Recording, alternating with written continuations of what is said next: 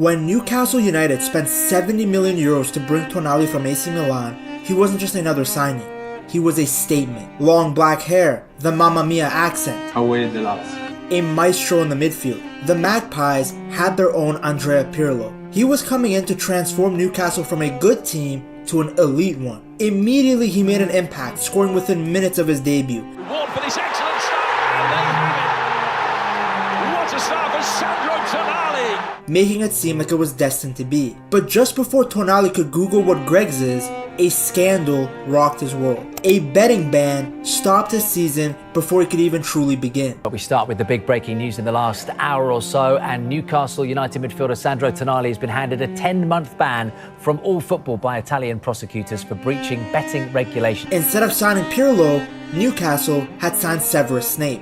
Clearly, fame isn't everything. From being out for a year to becoming the midfield general of Newcastle, this is the story of Sandro Tonali. Tonali had been brought in to create a dominant midfield trio with Bruno Guimaraes and Joe Linton, but the Italian had spent the 2023-2024 season eating fish and chips, forced to watch his new team from afar. On the 18th of October 2023, Newcastle announced that Tonali was being investigated by the Italian prosecutor's office and the Italian Football Federation for alleged illegal betting. Hopefully, Tonali wasn't anywhere near Bet365 during the day where there were 18 Champions League games at the same time. 18 game parlays? Yeah, that brother was not going to be coming back to football. On the 26th of October, Tonali was banned from playing football for 10 months for breaching Italian betting regulations. Let's just bring you some breaking news regarding the Newcastle midfielder Sandro Tonali, who is currently serving a 10-month ban from the Italian Football Federation due to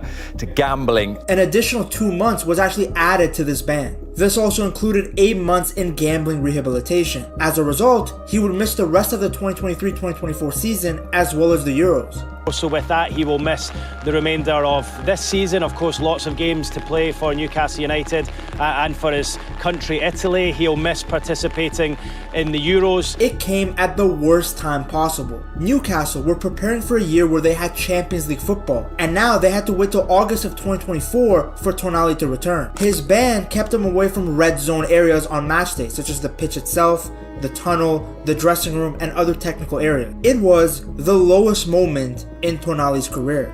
Newcastle ended up not having a great season. Riddled with injuries and the addition of European football, they didn't have enough depth to recreate their good form from the 2023 season. The start of the 2025 season wasn't any better. They conceded 4 goals to Brentford, meaning that they had only won 2 of their previous 11 matches in the Premier League at that time. They were 12th in the table, and any momentum they had built up from their 3-3 draw against Liverpool was gone. Alan Shearer, an absolute legend of the club, had wrote that the team had gone stale. It seemed like the team needed a refresh. Well, that refresh arrived in the form of Sandro Tonali. Tonali is so good that when he finally returned to first team football, Eddie Howe described him as a new signing. It does feel like an absolute new signing. Someone that we desperately missed last year. Alexander Isak was getting all the headlines because, well, he's phenomenal and goals are sexy, but what Eddie Howe has done with Tonali has been one of the biggest factors in Newcastle returning to their best. Howe decided to make a tweak in his system. He decided to change Tonali's role in the midfield. Previously, he had stuck with Bruno Guimaraes as the 6th, which makes sense. The Brazilian's aggression and defending made him an ideal candidate for that position. But Bruno also had a tendency to roam around in search of the ball, and his quality on the ball is too good to not have him push more forward. Initially, in Howe's mind, Tonali and Bruno were supposed to operate as a dynamic duo, taking turns on who would go forward and who would stay back. But for a while, this experiment was not working. Tonali was regularly being subbed out, and fans were getting upset. They felt that Howe was predetermining his substitutions, pulling Tonali out around the 65th to 70th minute mark regardless of his performance. Cause at that time, Tonali hadn't played a full 90 minutes, yet during international break, he was playing every minute for Italy. So fans were confused on why the Italian was ready to compete in international fixtures but was getting hooked in Premier League matches where they needed him the most.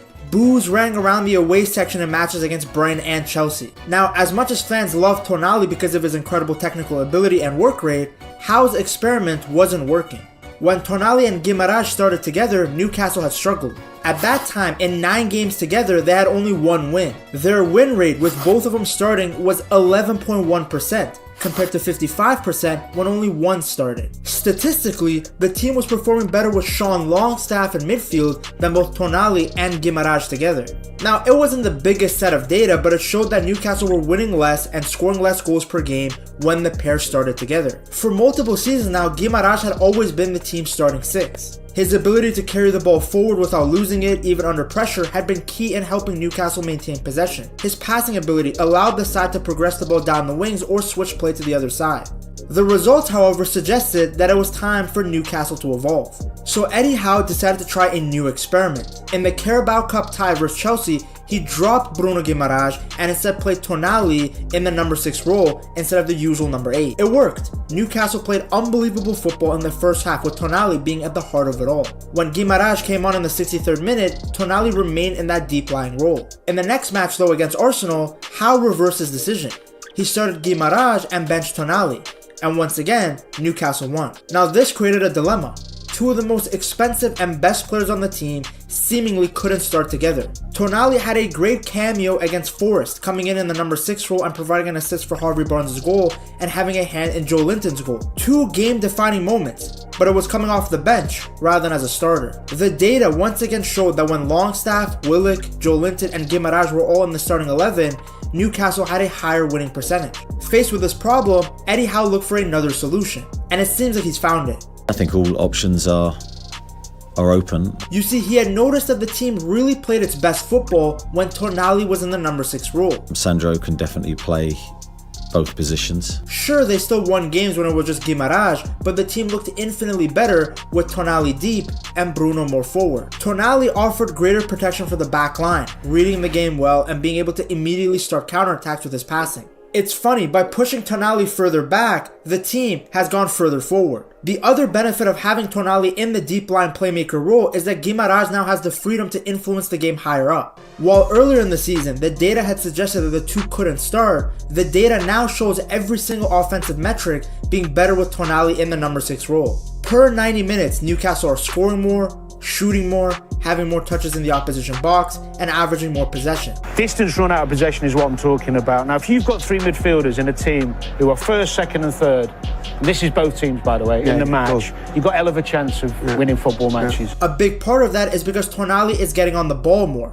Since he has the ball more, he's completing more passes, especially into the final third. It feels like forever now, but this is the role that he was playing for Milan towards his last few years there. Because of his engine, even at Milan, he was mainly used as a box-to-box midfielder.